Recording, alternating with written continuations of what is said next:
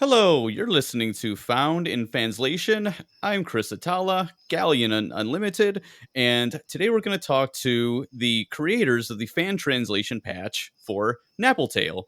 It's an awesome game, really cool, really creative on Dreamcast, and I believe it was finished about a year ago, and I'm really looking forward to hearing about the program and the writing process on this sweet Dreamcast game. So, uh, EsperKnight, if you'd like to go first.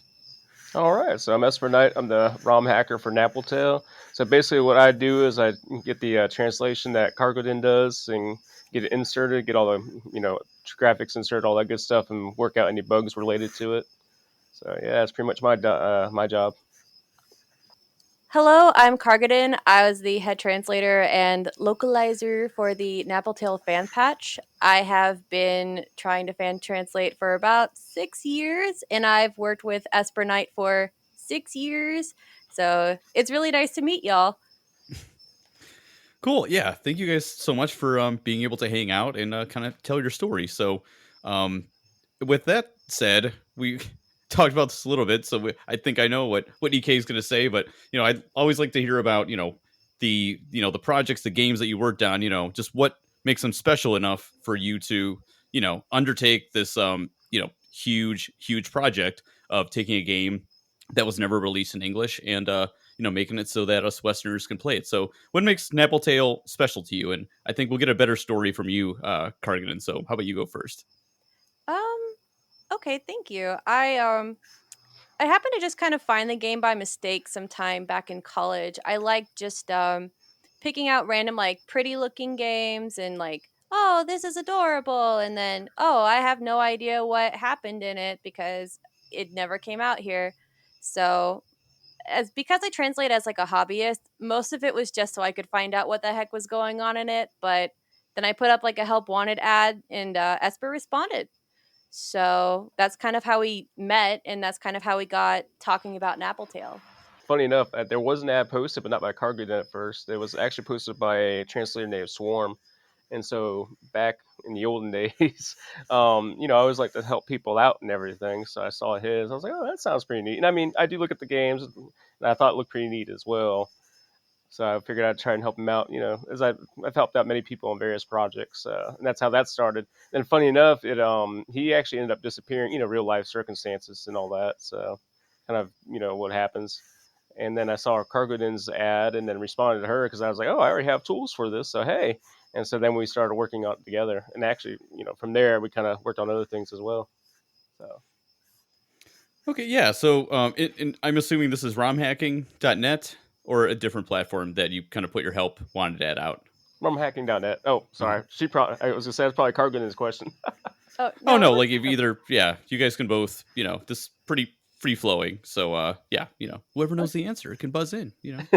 Um, yeah, so with romhacking.net, I'm really new to the scene. I just started, my project with Fantasy Star 4 retranslation 2 years ago, and I didn't know anything about programming. All I knew about romhacking.net is I downloaded some, really cool patches here and there. So I don't know anything about, how long, how the scene has evolved, over the years, and the milestones and things like that. So how did you guys get involved, each of you into ROM hacking, initially? Oh shoot! I guess I'll go on that one because I started a long time ago. So and then always keep what I say in a grain of salt because I get my dates mixed up and everything. So I apologize to anybody who can correct me. I don't know if anybody can at this point, but you never know.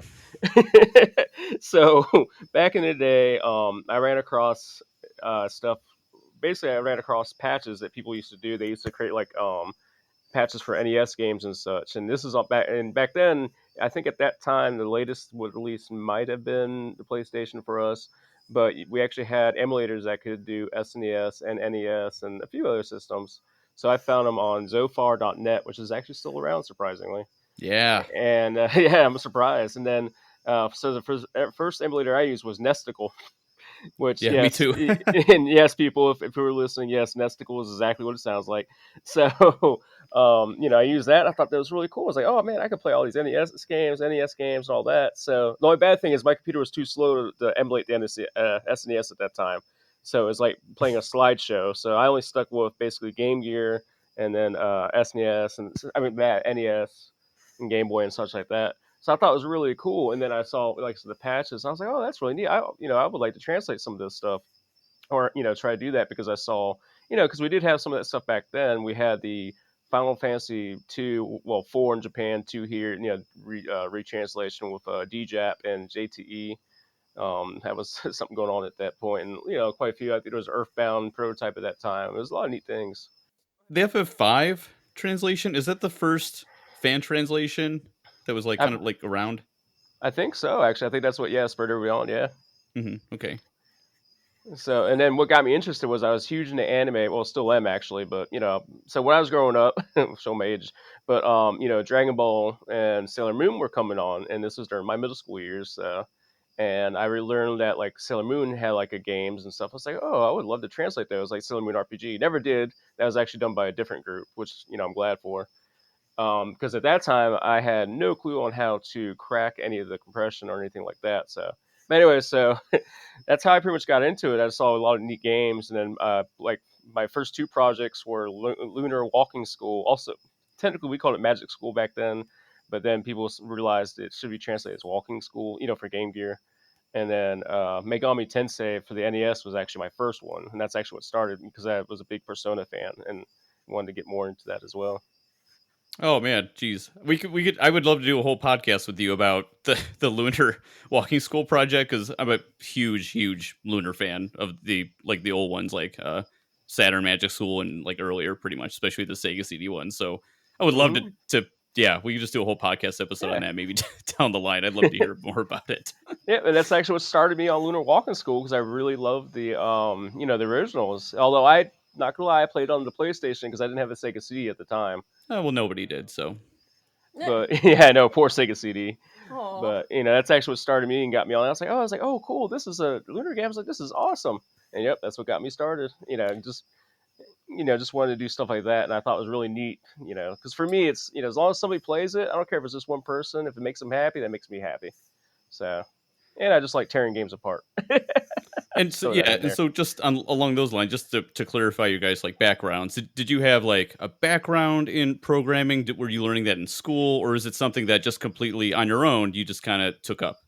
So actually, I can make a joke about that. So kind of. So back in my day, I did actually learn programming in school. In middle school, we took pre-SAT classes, and after we done pre-SAT, they taught us a programming language called Logo on the old Apple IIe's maybe.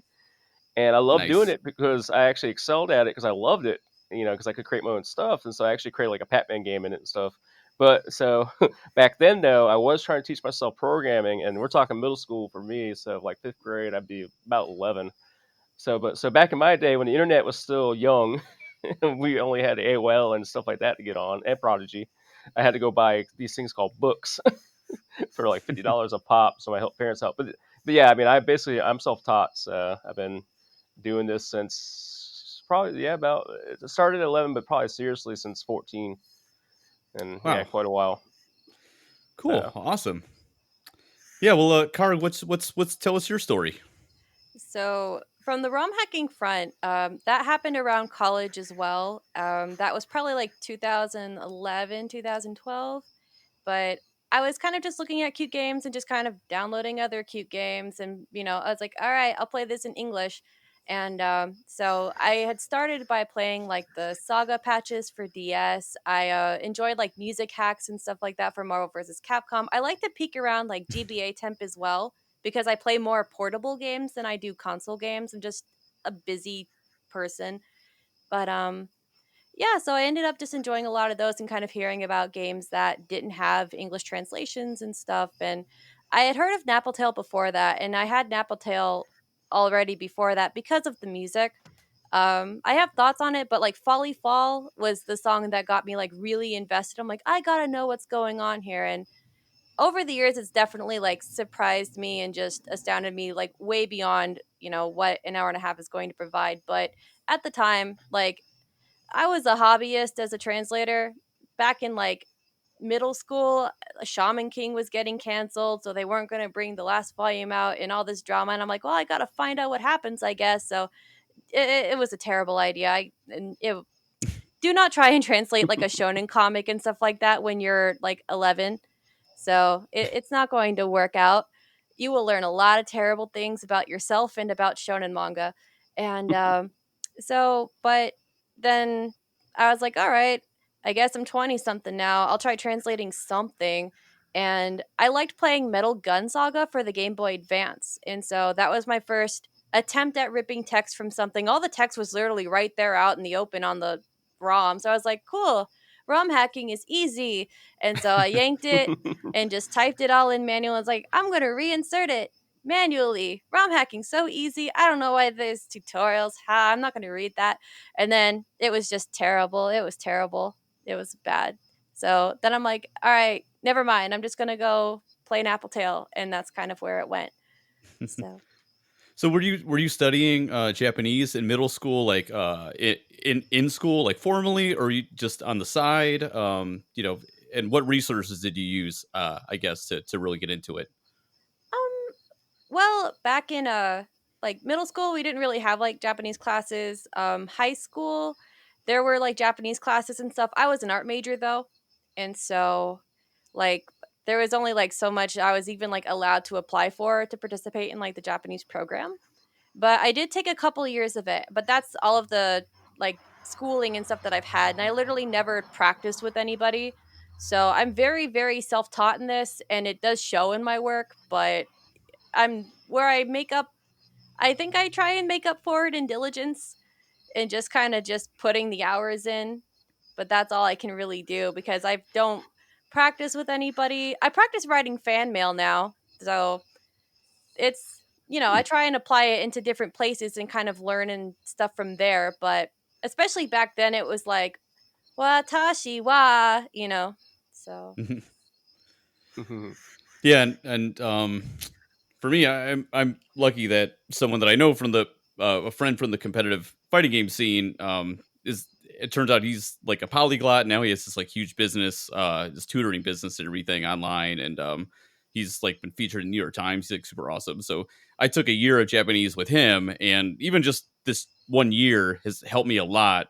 The the modest amount of like ROM hacking that I've done so far, and at least gives me sometimes like more of a sense of like the cadence of like the speech and picking out like a word here or there in like the spoken Japanese and everything. That's really cool, your guys stories, because that's what want people to really just like think about. It's like, hey, if you're interested in this thing, or if you've always wanted to do it, or you've always wondered how come no one ever took this project on. It is something that you can do just for fun in your spare time, and it can turn out to be like this amazing thing. You get to meet all these amazing people, and work on something you're really proud of, which I know that you guys are with your work. Kind of along those lines, do you pretty much like always pair up as like EK as the hacker and Karg is the translator, or do you have like other people that you bring in every now and then to the stuff that you've worked on? well, I have So, like a much smaller network than EsperKnight has, like back in his day, like I was not even doing this. So, but over the years and stuff like that, I'm a lot braver now in the most recent years because I was definitely just like a lurker and stuff like that. If I left like a comment on something, I was just being like haughty and unrelated to whatever. So, I've definitely kind of just grown out of my comfort zone a little bit. Yeah, no, I've made a couple of translator friends on the way, and like I have some graphic design experience, and there was a point when I was also doing graphics. Now I'm not, but it's very scratch back when you're in something like this because there's so many tasks, and people can be like multi-talented and stuff like that. And like if you can't do this, maybe you can edit, and if you can't, ROM hack or something, maybe you can like edit the graphics, or you might have the plugins to help out with something in particular. So you do meet up people with different skill sets, and it's really fun to be like, I have translator friends now, and I have ROM hacking friends now, and like, wow, we all actually played this one game. Which sometimes you're waiting like 14 years for someone to be able to talk about that game with casually, and now you can. And so, like that was kind of the funnest part about even just the play testing, was like hearing people talk about like the characters and stuff, like, wow, Straynab's an idiot, and I'm like, I know. So it's been really exciting. So someone else that I really like quite a bit is a translator named Aria, and she helped out with a draft of Napple Tale as well. We had some wonderful play testers for Napple Tale. I love every single one of them. And but she's a translator also, so she was able to like tisk me and stuff like that. The way that A and Nihen could also. She redlined the entire Napple Tale script over the course of a year. So that's like a holy Bible for me now, because like she's like, here is where, this Japanese is probably kind of tricky. I'm not sure who's talking in this one, but I would word this differently and I would word this differently. She was incredible for that. So I had a really good literal approach, and then I had really good approaches from people taking the English text in with completely raw eyes as well. So it's really cool being able to talk with people who are all looking at this in different directions. And it'll be awesome working with any of them in the future. Yeah, that's got to be really, really helpful. Like when I first my Fantasy Star 4 project, when I put out like version 1.0, I thought I had gone over everything like so carefully, and I was like, "Oh my god, this is like it's so great." I hope people think it's like just like really great, and they can see how much time I put into it. And I got a lot of feedback on it. That's a nice way to say it. And it can hurt your ego a little bit because you think you did like this amazing job, but I always pretty much keep the mentality, which I kind of got from fighting games actually, which is like, it's not about your ego, it's about getting better, and other people help you get better. And I ended up having someone completely out of the blue just volunteer to be my editor, like on the project, and I'm just like very, very happy where it is now. And it's like 10% of what it could have been if I didn't have people volunteering their time and their play testing and their suggestions to me. Yeah, so I could kind of understand that a little bit, even though this is a much bigger project that you guys worked on. EK, does this kind of match your experience with having like a regular team, and you have a couple other people that you bring in now and then, or how is this dynamic for you in terms of ROM hacking projects? Actually, yeah, that's pretty much how it goes for me too. So I used to work in a team, and then we kind of disbanded because real life got in the way. So nowadays, I just help out certain individuals. Like Cargodin, I've been working with for a long while, as you can see, or as she said, we've been working together for a long while. So I pretty much toned it down on who I'm working with. So Cargodin is one. I work with another translator, Tom. He worked on. People will know him from Persona 2, Innocent Sin. He worked with Gemini on that one, so I work with him as well. And that's pretty much it right there. Just Cargodin and Tom nowadays. I mean, I still help out, here and there because I always like helping out people, if they need any help on the ROM hacking side. But due to time and all that, I don't have as much, and I'm lazy. Not gonna lie.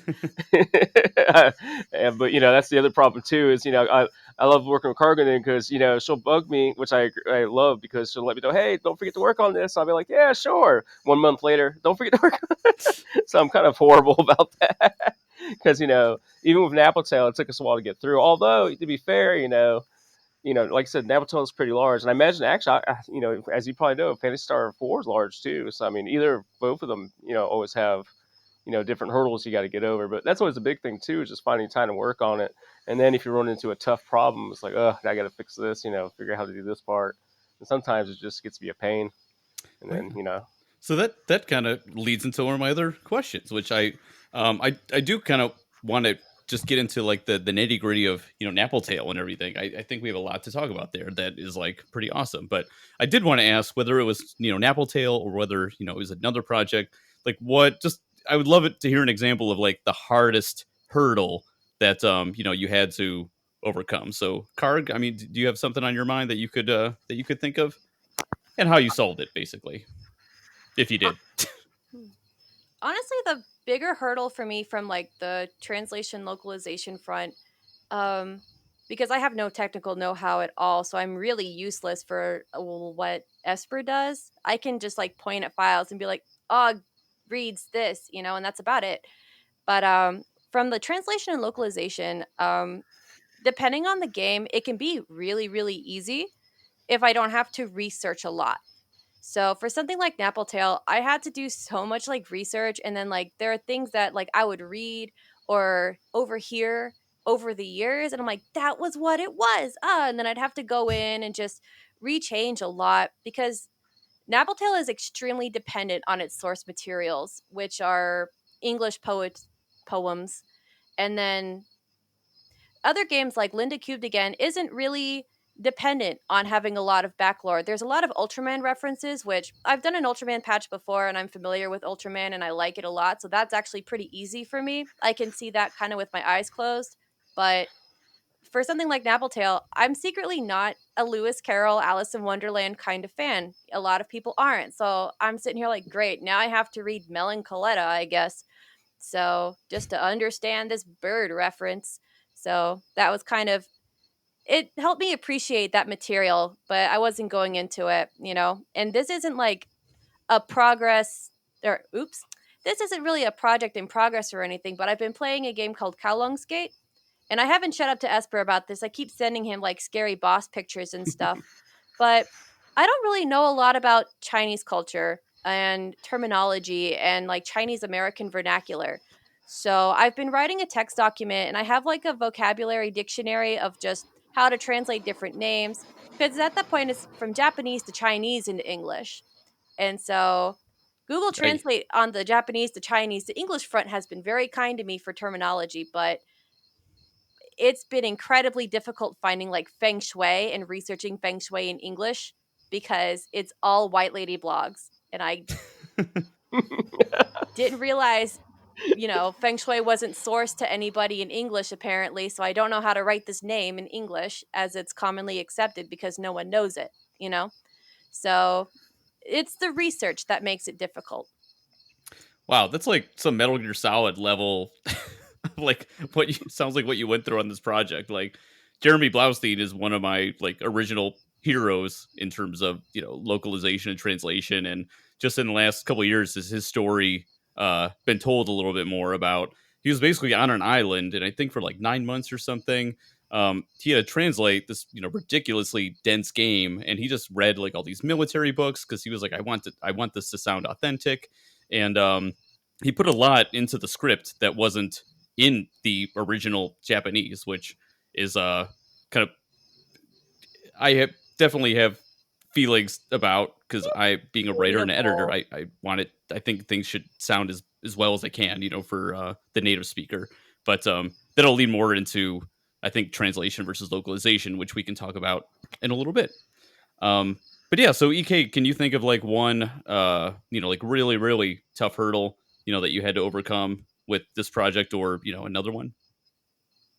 Well, sadly, one we haven't overcome is the items. We were trying to figure out. So when you get some of the items, the names get cut off, which stinks. We were trying to figure out different ways to get around it, and that kind of leads.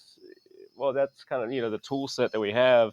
Like Cargodin mentioned, we have an old DC and stuff like that, but the debugging tools aren't very good in it, so we never could figure that out. Maybe one day I'll try and get back to it. But yeah, is and that's always the problem. You are limited to some of the tool sets, and I'm more of a jack of all trades.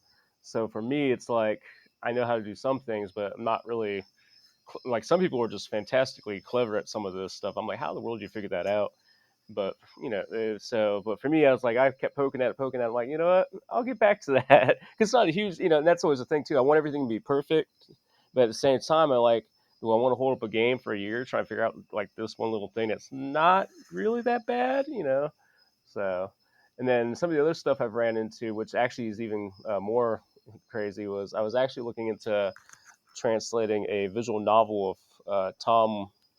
I'm trying to think. It's a Night of the Sickle Weasel. I forgot what the actual Japanese name is, but it's a game that Chunsoft, one of the original sound novels, as they call them. If anybody's played like the Higurashi visual novels, that's pretty much what those are. They call them sound novels back then. But that one, Chunsoft was so insane with the way they did their compression scheme. I lost track around like 50 different if statements, meaning, if it's this, do this, if it's that, do that. Like all just, the compression was nuts. I just gave up on that one because I could just dump it from RAM. But that's some of the stuff that you'll run into. You'll just run into this crazy stuff because they don't want people to mess with their games. I mean, truthfully, Uh some huh. some don't care. You can tell, and some are like, nah, we're gonna make this as obtuse and crazy as possible for you to figure out how to do anything in it. because they don't, because they do know, people in Japan do know that we do this. Some people are fine with it. Some of them are like, no, we're not going to allow that. Oh wow. So I mean, and that's, and well, that kind of leads us to, ROM hacking is a gray area. Well, translation in general is a gray area, because technically it's all for copyright for us. It's like, well, it's copyrighted by Cargodin for her stuff. At the same time, it's like, well, you're translating somebody else's work. So I always forget how that works out. So technically, what we do is, gray area as we put it, because it's technically our stuff, but at the same time, it is theirs. So like, obviously can't host the ROMs or anything. So Yeah, and it's kind of like a gray it area. seems like, as long as we're like not making a profit off of, these projects, as long as it's not a commercial endeavor, um, the impression that I get, it seems like we're kind of in the clear doing this stuff, or at least no one's going to get mad about it. Like, oh, if you make a fan remake of Metroid 2, you're going to get shut down by Nintendo or something. But just text wise, I it was seems gonna like, say, yeah, Nintendo. yeah. Nintendo don't play enough. But it's true that, I mean, but that maybe if people listen, they'll know why that that everything takes forever. Well, that's actually a good question you could always ask too. Is like, because everybody thinks a project should come out in like 1 year. Well, why don't they come out in 1 year? Or no, let me correct that. Most people want it in a day, but that's always a good one to ask, because I have actually had people for other projects ask me like, "Hey, why isn't this game getting any progress?" I'm like, I don't work on that one. But I've actually had to explain to them. I'm like, look, dude, we all have real life, because they actually offered to send money to the person to make them work faster. I'm Yeah. like, that's not how that works. Oh, I mean, I like money, but I'm sure as hell not going to work faster. I get offered money all of the time. I get like DMs for Linda, and it's always specifically Linda cubed again. And it's just like people are like, "Hey, what's your Patreon?" I'm like, "I don't have one." Or like, "Hey, what's your PayPal?" I don't have one.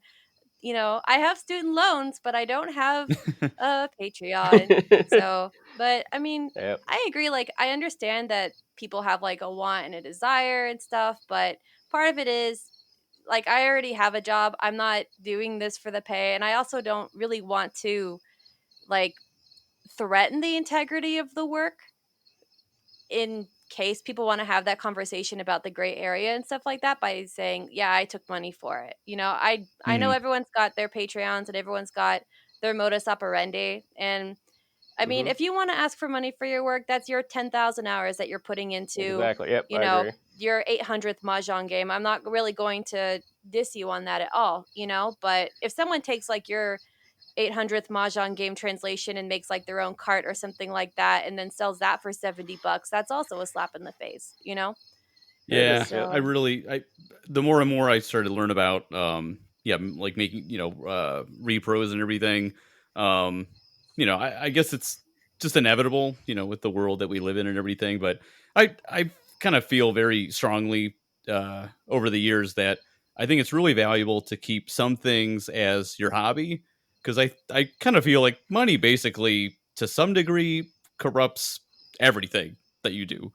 Like I Yeah. have I use like video gaming for like corporate team building and like for entertainment, and it's like I want to get paid for it. So if I put a Saturn out there with 6-player Guardian Heroes, like you know, no one's gonna touch it. No one's gonna care what the hell this game is. But if I put out, Hmm. 4-player Pac-Man, which, might not be my favorite game, but it's still fun. It's something people respond to. Like that's what people are gonna pay me for. You know what I mean? So um Yeah. I feel like I, for me at least, and yeah, the same thing. I don't want to crap on other people, what they're doing with their Patreons and everything, but just makes me very happy to just do this kind of stuff for fun and to not have ads on like my stupid podcast and not give a crap about like how many audience members I have or anything. It just makes it a lot more Wait, fun hold and on. it's a lot more freeing. You're not sponsored by NordVPN? I can't help it. I'm sorry. yeah, where's the Blue Apron ad?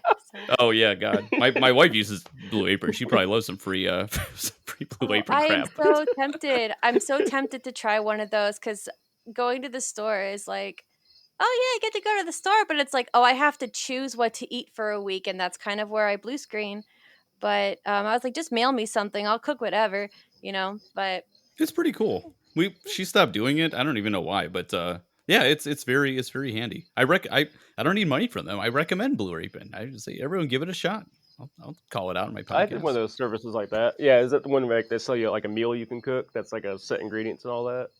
Yeah, Yeah, with like a Is that what it recipe is? and stuff. Okay. Yeah, I've tried one of those. Yeah, it is neat. It gets you out of the allows you to try different things too. I thought that was pretty cool. Like stuff I would never bother, make myself. So I thought that was pretty neat. yeah. Well, speaking of things you wouldn't have made yourself, Napple Tale. Um, yeah. Sorry. So that one of the things I really wanted to hear about because so with Phantasy Star 4, all the hard work is done if you want to mess with classic Phantasy Star, the Master System and Genesis games. The disassemblies were made by this awesome dude named Lorenzo Lordi 1990 in Italy. He's even hosted the disassemblies on romhacking.net. So once I learned that I didn't have to, mess with the Genesis compression or, learn binary, and I could just, like literally cut and paste, like original Civilization on PC was just like a text document that you could just change all the words, around to all the countries and everything. Mm. I could just literally do that. And then I was like off to the races because I'm a writer. I'm not a programmer. So how in the world do you start with something as complicated and as advanced as like a Dreamcast game to start messing around with the text and the graphics in the first place? So I guess I'll jump in on that one. So that's actually a good question. So the way that I do it, well, actually, it's kind of a tag team effort with me and Cargodin. So Cargodin will also help with this too. So we'll do spelunking, looking for text and stuff to see if it's in plain text, meaning there's no compression, there's no crazy like ways that they're trying to display it. So basically, so for Japanese, to help anybody out looking, but they use what they call SJIS for SJIS, I should say. Um, so they use that for their encoding. So I use a program called MadEdit, which you can find on SourceForge, and then you can type in Japanese and then search on it and see if it's in plain text. And then, to be honest, I've been doing this so long, so it kind of feels like cheating, but I'll look at the different file types that the game has, or try and figure out the format. And not all games use a format. Some of them just mix everything together, like world map data, text, whatever they wanted to in there. But a lot of them will use like pointers and stuff like that, so you can kind of get an idea of, okay, so they use this pointer right here, say go here, grab this text, display it, and stuff like that. And which can make things easier. Some games do it inline, so but a lot of you get so the good thing is most of the time when you look at stuff like that, though, programmers are very logical and we're lazy. I mean, to be honest, if you're a good programmer, you're going to be lazy because you don't want to do a whole lot because less bugs, less coding, less bugs. So you can look at them a lot of times and it'll be a very logical setup. You'll say, okay, well, this piece probably corresponds to world map, or this piece corresponds to like the scripting system, display text and all that. And it was the same thing with Napple Tale actually. So the way Napple Tale is set up, the first portion is all scripting data for the most part, and then it'll have pointers to the text, and the text is actually right at the end. And I can use stuff like that. And the good thing is NullDC has some debugging tools, so you can dig around in memory and kind of see where things lay at. And that's a good, easy way to do it too. Is you can say, hey, where does in this part in RAM where it loads all the data to, you can say, okay, well, I know for this it's this certain position. I'll put a what they call a breakpoint on it. Say, hey, does it get read here? And then you can look at the assembly code around it. So that's basically what I do. Is a lot of times though, is I spend most of the time just staring at a file and hoping I can understand it and learn all the things about life I can while looking at it. I mean, but that's the thing is when you get to that point, it makes things a lot easier because I mean, I hate to say this, but a lot of games all do the same thing. Because a lot of people don't want to recreate the wheel because it takes forever, and plus, time is money. So if you're trying to make a game to get out a certain time, you're going to probably go grab the library that everybody else is using, Oh, and then you know, I mean, that's a like the PlayStation, and you probably see like Crypack was it Crypack? Cryware. You'll see this splash screen for Cryware. A lot of games use Cryware, and Cryware has an actual tool set that they have. They use Crypacks to encode the data with, and actually help create a tool for that you can break everything apart inside of it. But that's a nice thing because you have all these data libraries that a lot of people use. You can just go ahead and just grab and that's a good way to do it too. Sometimes you get lucky, and it's something that something else uses. You can also steal somebody's code for it, which I do oh too. wow. Yeah. Yeah, because sometimes, like I said, they all use the same thing. That Napple Tale is unique, so that one wasn't too bad though. But just from looking at it, it wasn't too bad of a setup. So and now, to be fair though, when me and Cargodin started on it, I thought I had everything working. I was like, oh man, I could take Cargodin's text, throw this in, and get it working. Yeah, it didn't work. We ended up when they tested it, we ended up crashing a lot and stuff, and figuring out, oh yeah, we kind of, even though technically a Dreamcast has a lot of RAM, it still didn't like it when we put too much stuff in there. So we actually had to figure out how to fit it in a little bit better. We didn't have to cut or anything. I just had to make sure that we had to be good on how much room we had and all that in the file and everything. But all of it fit pretty well. It's just it was just little things like that you'll find, and that's always the gotcha cases. Or I guess I'll plug Yarodora right now. So like that one, as Cargodin will tell you, we had to get around some checksums because as soon as you modify the file, it decides to start looping the scenes and stuff. It didn't like that. So that's also another thing. Well, that's also a good example of people trying to prevent you from translating video games. They actually had checksums in there to say, hey, was this file modified? If it was, yeah, don't allow it to go forward. So we had to work around that kind of thing too, which is always fun. Okay. Just little things like that. So Kara, how much did you kind of have to poke around like with the file system for Napple Tale then? When it comes to Napple Tale, the maps are sorted pretty well. There's a lot of text documents to Napple Tale, and there are some repeating segments and questions in those different documents. But Esper's been super accommodating in helping me like redump and resort the files and stuff as best I can. So the tricky part was just finding out which documents related to which parts of the game, which depending on the game, it can be really, really organized or it can just be a mess. There's no rhyme or reason to like which maps they started on, which maps they ended with. Like I mentioned with Metal Gun Saga, the entire game's text was just out in the open. And like how you had mentioned, oh, all of the text is right here. I can just type it in without programming experience and go. That was something that made another Dreamcast game, Seven Mansions, really popular.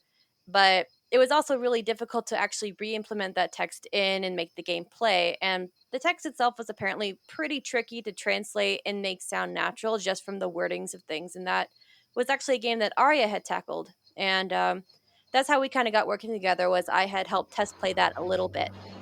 And like she was really great with that. So you really just have to get someone with like the patience to look at things 50 different ways, 50 different times. Like Esper is way more accommodating to this than I am. I'm usually like, I want something redumped like this, and he'll do it, dang it, so poor guy.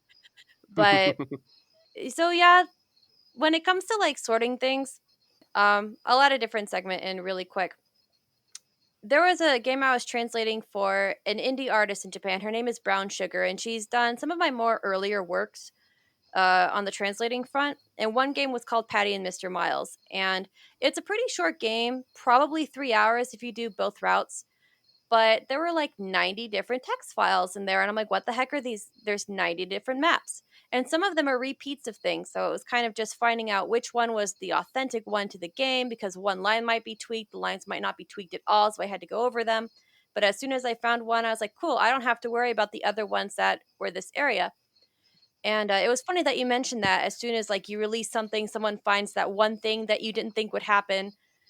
Someone on JP on like 4chan at the time had gone, oh, by the way, your game has been out for 4 hours, and I already went ahead. I decided to just kind of break through the walls and then just go into the abyss over here.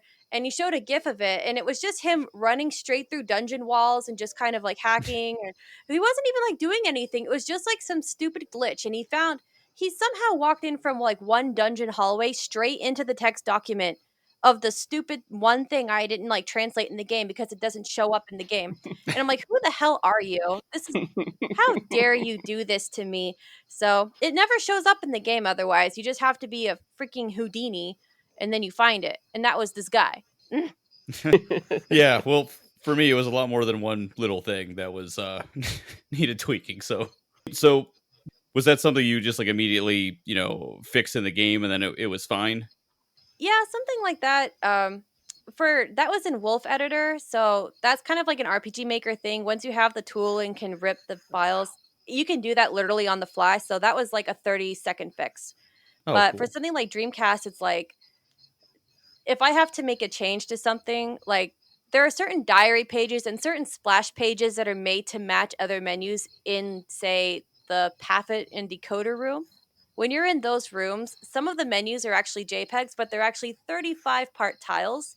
So if I have to fix a typo in something like that, or we have to adjust the font in something like that to match, it's literally just a jigsaw of like 45 other pieces.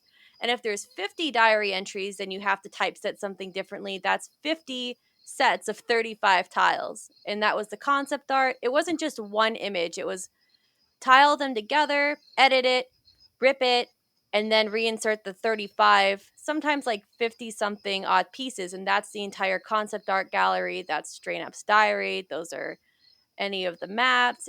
It's very cute the way that Napple Tale's artsiness kind of made it very tricky to work with. Oh wow, okay. Yeah, geez. So, did you ever have to change like your writing, like the actual writing to make, something fit, or like you said with the tiles? Napple Tale's been really nice in that that really wasn't a thing. And I always kind of like assume that Esper does like some base functions when he's ripping text because like very, very, very rarely do I actually run into hard text limits the way that other projects sound like they do. So even like Linda, he can adjust like fonts and stuff like that. And he goes through a lot of like work and stuff to get that going. So it's really fun to kind of see the beginning, middle, and end processes of that. Napple Tale, I didn't really have that issue with. There was just a lot of different formats for the text to go in. So whether it was like images or subtitles, that I had to kind of be more responsible when writing because when all hands are on deck, if I'm constantly making people change things, I was like being a super villain? Yeah. So, but for another game that we're working on, Addie's Present, the subtitles for that are extremely quick, and you don't really have a lot of time to get the message across. Unfortunately, there's a lot of wordplay in that game as well.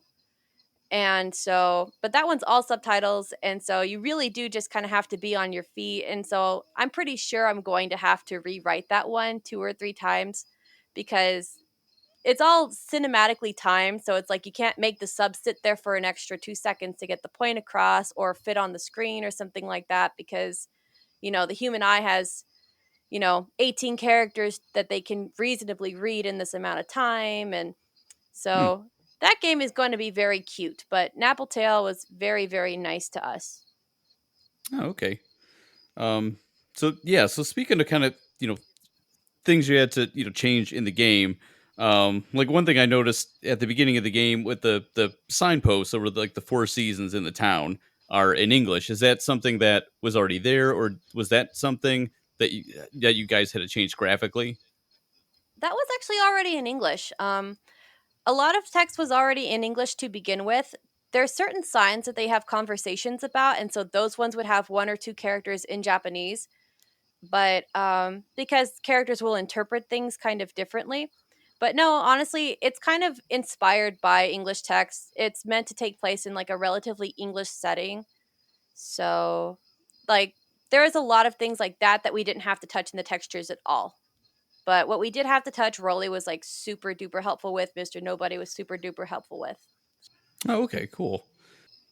Yeah. So yeah, I guess is there anything else from the programming side that you guys wanted to highlight about your process or about how the Dreamcast works or anything like that before I kind of go more into like the translation?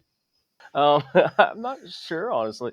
I mean, as far as the programming side, I mean, like I said, most games generally work all in the same way. Some systems are different, but like I said, the big thing is hoping that you have tooling to do the like debugging and everything, so you can actually look at how the code's going behind the scenes and everything.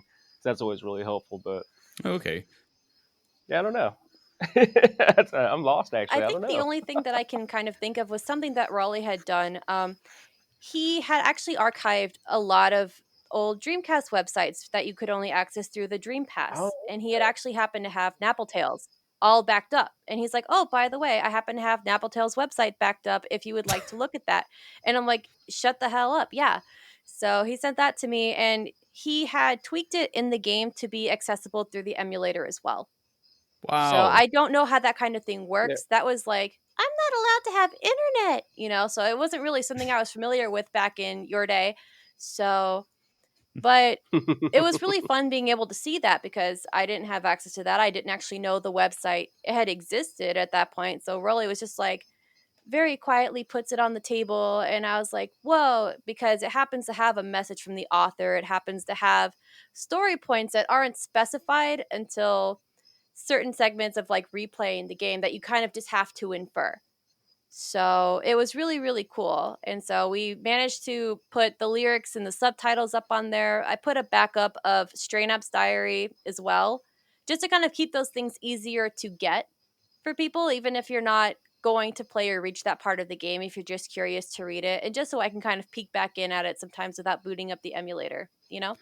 Man, that's amazing. Like, we talk a lot about digital preservation now, and cartridge versus I don't emulator. I don't really know a lot about emulators, honestly, but I read some of these debates about how to preserve these games and the technology, and I never would even considered all the websites devoted to like these late '90s, early 2000s games, and how much of the content was only available like through like the Dreamcast browser, like going right to the website or something. So yeah, talk about digital preservation. Like that's really that's amazing, and that's incredibly forward thinking. That's awesome. He's doing that. Yeah, I have to like go and browse around his website more, but I know that he's done it with he's just really big and dedicated to the Dreamcast community. So if you're exploring Sega and stuff like that, I'm sure that you could probably dedicate a whole episode like with just him and get a lot of really cool insight because he has a really cool network of people that he works with as well. Wow. Well, that's a great idea. I would love to talk to him. Let's Let's let's get figure him. We'll that out tag after him. this. We'll tag him. Yeah. Yeah. Thank you. Thank you. That's a great idea. Yeah. That's incredible. That's awesome. So yeah, I always glad to hear to talk about like the programming and the challenges and things like that, but kind of my main interest in why I started this podcast, and because it's just more of what I know, and I'm really interested in the debates about it, is like translation versus localization, and starting like being able to play about hour and a half of Napple Tale, like one character at the beginning, you're kind of in like a circus, and he speaks in rhyme, and I was really wondering, like, to start us off the general conversation, like, so maybe this can be like kind of like a microcosm, like what was his speech pattern like in Japanese, and how did you guys figure out how to translate that and make it have the same feel in English? When A and Nehan had overlooked the text, she had kind of pointed out that yeah, he speaks in a stanza because he's really kind of he was one of the more difficult characters to translate and kind of see what he was getting at with things because he doesn't speak in an A rhyme scheme that I put him in, but he does speak in a certain kind of pentameter. But we couldn't really like identify it, and we couldn't really identify what character from Lewis Carroll works he would have been based on. So because there's a lot of personally, there's a lot of interpretation on what his role and inspirations in the story are from. Because a lot of the characters you can actually kind of trace back to a Mother Goose poem, or you can trace back to Lewis Carroll poems as a source of inspiration and what might have inspired that character's either appearance or thought process. But for him, it was really, really not sure, and I had a hard time kind of finding what to write him based like because like Lewis Carroll poems, every character has a very specific speech pattern, and that's kind of Lewis Carroll's point. It's kind of one of the things that he's known for, on top of just writing poems into his narratives, like just the dialects and colorful language. Typically, I find that stuff really painful to have to write just because it's a lot of remembering and consistency, but the game kind of demanded it. And so it's like, okay, I would actually be literally wrong if I had ignored it. So I kind of had to get kind of colorful with the language and stuff. And that's why characters have certain like catchphrases, characters have certain, they have their own little patterns. And I'll try and make as many like nods back to the original material when I can't make those as possible. No, otherwise that was kind of the trickier part was, and it's one of the reasons it took so many drafts was to carry over the fact that no two characters speak alike in this game. which makes going through the text really fun on the Japanese standpoint because you know exactly who's talking at the time when you're reading it. So that was kind of fun. But no, like Piero's dialogue, as long as the point got across, the words themselves were largely made up. Really? Yeah, and like I kind of feel bad saying that, but like it's not like I'm making it up like, "Oh, cool, this is," but like bear no significance. He doesn't say that necessarily, you know. He'll say something a little more blunt. It's just it was a little tricky to translate. But oh, what am I trying to say here? Yeah, no, it's definitely not a literal translation, but it's a situation where a literal translation would have been wrong for what was going on with the text. Yeah, okay. Yeah, that's super awesome. And it sounds like a much bigger task to write for this game than like a lot of the patches, and probably, yeah, I mean, definitely probably everyone that I've talked to has mostly been on like some of the more mainstream RPG series, like Lunar and Fantasy Star. And yeah, nothing like this is really in any of those games. I mean, this is like deep literary references, and yeah, sounds like a, like a lot of learning that you had to do to go through this. So, how many drafts do you think you had to go through, and how long did it take you to go from like maybe your first draft to something that you feel is, you know, file enough to now we're, you know, let's release this as the text that we have now? I'd have to think back on my first draft that I sent to A and Nehan because, like I mentioned, she spent about a year and a half. She works on other projects as well, and she's way more of an accomplished translator as well, on top of just being accomplished within the scene. Way more than I am, you know? And I had mentioned before the interview that I had heard her in a podcast as well, and she had a really cool interview and was talking about the way that she had used language and stuff to help emphasize and challenge the script. And for Napple Tale, it was kind of not necessarily challenging the script. It was really just trying to catch up with how smart the game is itself. Um, Hmm. in multiple playthroughs, honestly, like I hope it's a game that people go back to and play again sometimes because it's honestly some of the smartest world building. So if you beat the game and get a chance to read the author's message on the website and read the diary entries and stuff in full, like honestly, it's one of those. It's probably the smartest game I've ever played, which yeah, you're looking at a girl who gets killed by an ice cream ghost, but it takes a lot of it's honestly the game that kind of like it's a really thoughtful exercise on mindfulness. So it really is like one of the few games or pieces of media that's changed the way that I thought over the years. And it kind of changed the way that even I had looked at the game without like trying to inject my own ideas into it because it's a game where you really can't because there's not a lot of room for your own interpretation because it's so tied to text and tied to research. um I couldn't really interject too much like made up nonsense into it, and I only really could do that when I felt it was affecting gameplay if I didn't. So like the Paffet names, they're the little like Pokemon that you can make, right? They're like Mhm. pieces of furniture, and they are little monsters that you go with you on adventures, but they're all based on Japanese puns, right? Like there's a carpet named like Fuma Fuma, which is just like the puffy feeling of a carpet, right? And so you go, wow, I really need like a doormat for my house. And Stray and Apple go, oh my gosh, we should totally make Fuma Fuma then. Isn't that obvious? And you, as like the English player, you go, no. So I have to remember what I had named him as like a carpet, you know, but um, so, you know, it's like a little bit of intuition, but if you can't really infer or like get intuitive in a scene like that, the scene doesn't really make sense anymore. And you go, what the heck are you talking about, Strain Up? What do you mean I'm going to make, you know, Japanese pun monster? Like, and it's kind of the thing like with Pokemon, like when you're playing a game and then you see a Pokemon named like oh no, I forgot what Pokemon names are, but you know, like you kind of get an idea of what it is, what its element is, you know, or like Oh yeah. Hitmonlee, like Okay. you know what hits things, you know what punches things, you can kind of infer what type it is just from reading the name.